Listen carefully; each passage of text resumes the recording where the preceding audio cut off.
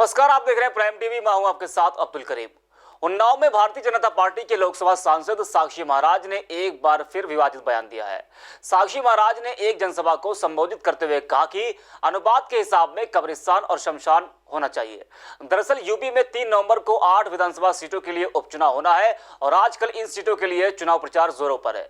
साक्षी महाराज ने भी इस चुनाव प्रचार अभियान के तहत बीजेपी प्रत्याशी के समर्थन में नुक्कड़ सभा के दौरान यह विवादित बयान दिया। चुनाव प्रचार के दौरान नुक्कड़ सभा को संबोधित करते हुए साक्षी महाराज ने कहा कि देखने में आता है कि किसी गांव में एक मुसलमान है तो कब्रिस्तान बहुत बड़ा है और दूसरी तरफ गांव के लोगों के लिए कई बार शमशान छोटा पड़ता है। ऐसे में गांव के लोगों को खेत की मेड़ या गंगा किनारे दाह संस्कार करना पड़ता है। साक्षी महाराज ने कहा कि हिंदुओं के धैर्य शालीनता की परीक्षा न ली जाए। बता दें कि साक्षी महाराज यहां बीजेपी प्रत्याशी के समर्थन में चुनाव प्रचार करने पहुंचे थे। इस दौरान उन्होंने ये बयान दिया।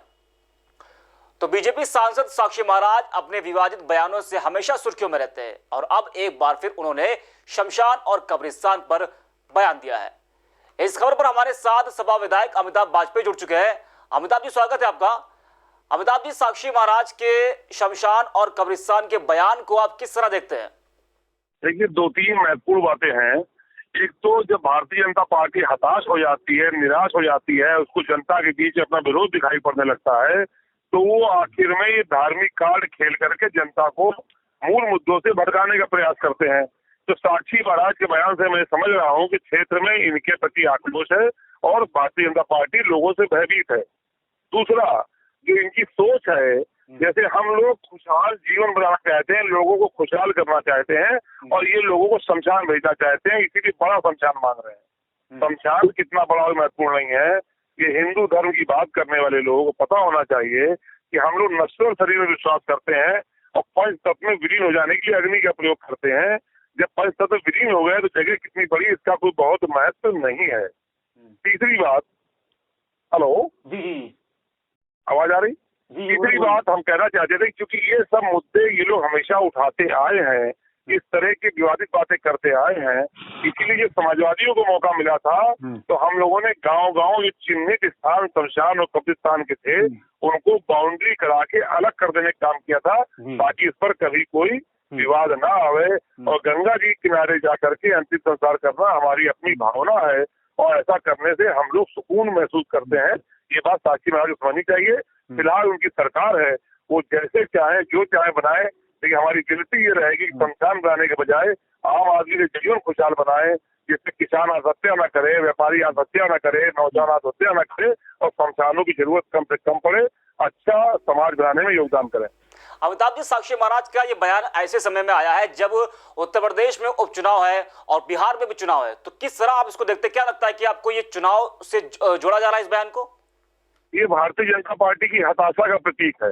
इससे हम स्पष्ट समझ रहे हैं कि भारतीय जनता पार्टी में संदेश चला गया है कि इनका जो विकास का ढोंगी मॉडल था कि जनता में असर नहीं कर रहा है, इसलिए मूल मुद्दों से भटकाने के लिए ये लोग इस तरह के विवादित बयान दे करके अपनी धार्मिक भावनाओं को जागृत करना चाहते हैं।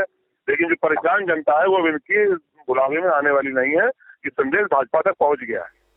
लेकिन ये पहली बार नहीं जब साक्षी महाराज ने ऐसा बयान दिया, इससे पहले भी कई बार ये बयान दे चुके हैं, तो क्यों बीजेपी नेताओं पर कार्रवाई क्यों नहीं होती है? अब ये चूंकि वो तो बलात्कार की भी कार्रवाई नहीं होती, बीजेपी नेता जो चाहते हैं सो होता है। वो तो अगर चिन्मयानंद कर दे तो वो सब सही सही होता है, वो तो चाहे तो रात में लाश जलवा दे, उसमें कार्रवाई नहीं होती है। भारतीय जनता पार्टी के लोगों को इस समय कोई अपराध उनके लिए अपराध नहीं रह गया। वो एसडीएम सीओ के सामने गोली मार दे कोई बात नहीं, वो बलात्कार करने कोई बात नहीं, उनको जेल पूरी सजा मिलती है। तो इनके फैसले दूसरे आधार पे हो रहे हैं, इसलिए इनके सामने, लेकिन इनको जवाब जनता देगी। ये सारे लंबे समय चलता नहीं है, तानाशाह कोई चला नहीं, जनता इनको जवाब देने को तैयार बैठी है। एक आखिरी सवाल आपसे है कि अब इस बयान को सपा किस तरह देखेगी और क्या कार्रवाई होना चाहिए इनके ऊपर? ये हमारी निगाह अर्जुन की तरह मछली की आंख पर है। हमारा हमेशा से वादा विकास का रहा है, जनता के कल्याण का रहा है। ये किसी भी तरफ जाए, लेकिन हम सीधे तरह जनता के खुशहाली की तरफ काम करेंगे। हम इनके पचड़ों में पड़ने वाले नहीं है। हमें मालूम है कि हमारा रास्ता सही है, कि लंबा हो सकता है लेकिन मंजिल तक पहुंचेंगे जरूर। धन्यवाद आपका जुड़ने के लिए हमारे साथ।